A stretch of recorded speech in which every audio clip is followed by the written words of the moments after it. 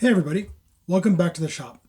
I want to talk a little bit about this restoration project and a little bit about the history behind what's going on with this project in the shop, and hopefully you come along for the ride and enjoy the video. So first things first, I've made a lot of cutting boards.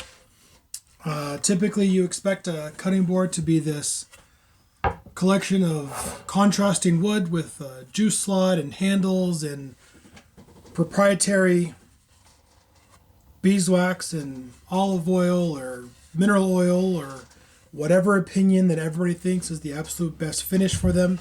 And they're supposed to be defect free, perfectly flat, beautiful pieces of art that are also used in the kitchen.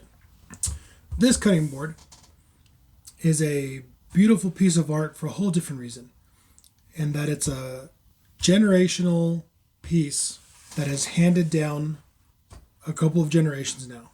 So a few years ago, a really good friend of my family entrusted this to me to restore, and she wanted as much of the knife marks to be kept as possible, and basically for it to look the way that it looked, but cleaned up and sanitized in a way that could be used for herself and her family and the generations after her. So I'll try to get a little bit of a view early in, but I think it was hide glue that this thing was glued together with. It was a very dark brown kind of tar-like glue, and it was dissolving. It was dissolving, and the wood, which was kind of wicking in a lot of moisture, was pulling itself apart. Like an accordion, this thing was kind of pulled itself apart.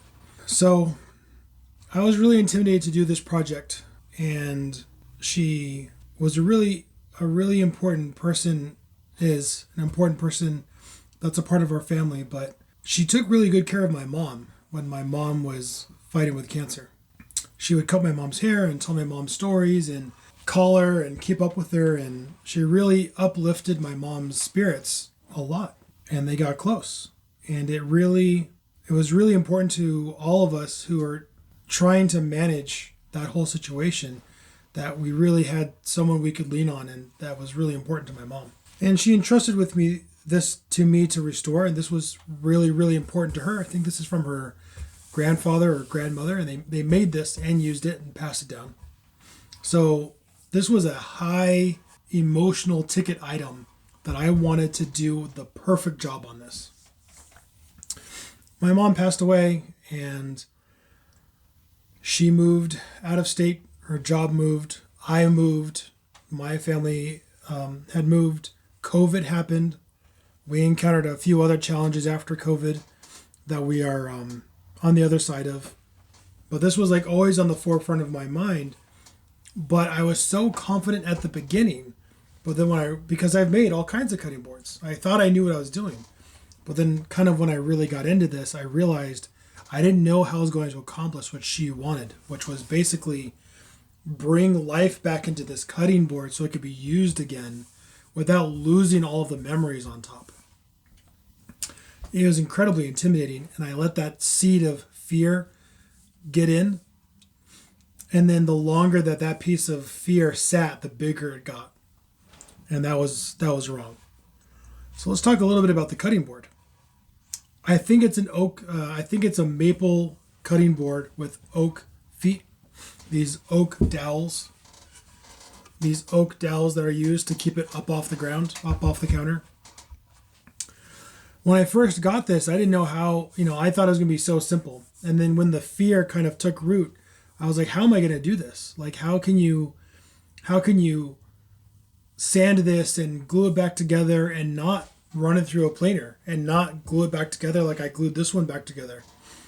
How can you not just cut these oak standoff feet, cut them off and put silicone in place so that it stays up out of the water?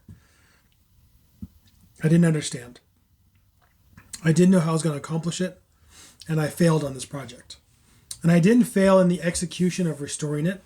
I actually think I did a pretty good job, and I'll tell you why. I failed because that little seed of fear grew into a forest of fear, and it drove a communication wedge between me and this person that was so important to our family.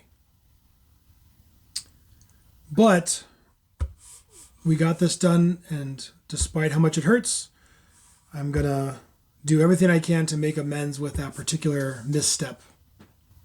The cutting board was made by gluing these 4 pieces of maple together with dowel pins, and then once it was glued together, it was put on 4 oak dowels as feet. Maybe to raise it off the counter height-wise, maybe to keep it out of the water, I don't know.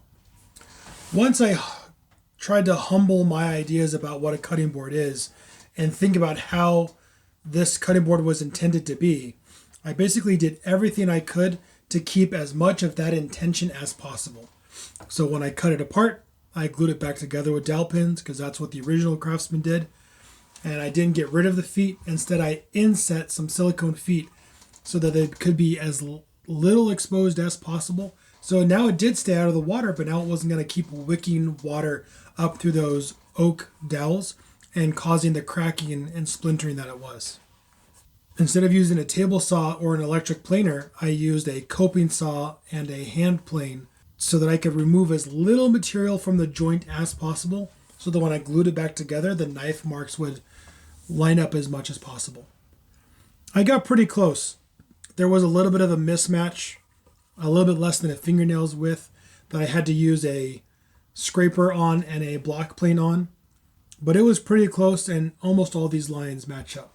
So from an execution standpoint, these hand tool skills I've learned over the last year really came and supported my vision of how do I put this thing back in the way that the original Craftsman intended it. Now, they didn't intend to use Titebond III because it wasn't around yet, and they didn't intend the silicone feet, but I used them so that when this thing got glued back together, that it would last for the next 2 generations to come. But I didn't change the design. And this is the thing that I've grown over the last couple of years, is about trying to follow the intent of the project. It's not perfect. I'd probably give myself about an A- on the project itself, but hopefully with this I can restore a little bit of the honor and credibility to myself as a friend and woodworker that was entrusted with this object. The fear of the last couple of years really prevented me from completing a couple of projects that I've promised to people, and the getting the shop in order and setting all these things up the way that I have is specifically so those things I've promised people I can get finished to the appropriate amount of quality and get out. Despite how fearful I am about some of these projects, it's time to pony up and get it done and restore a little bit of honor and credibility to my Craftsman name.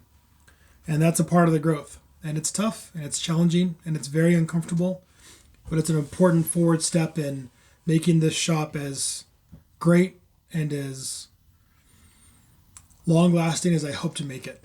For the people that learn how to make stuff in here, or for the projects that go out the door, all those projects and all that time means something, and I want it to mean as much as I can possibly get it to mean. So hopefully this was of inspiration to you. I hope you learned something from this. I hope you got some inspiration or some context out of it, or at the very least, I hope this was entertaining to you. So thanks for coming along on the journey. If you have any questions, leave them in the comments, because I'm kind of making a disciplined effort to engage in the community as much as possible, as intimidating as that kind of feels. Until next time, thanks for watching.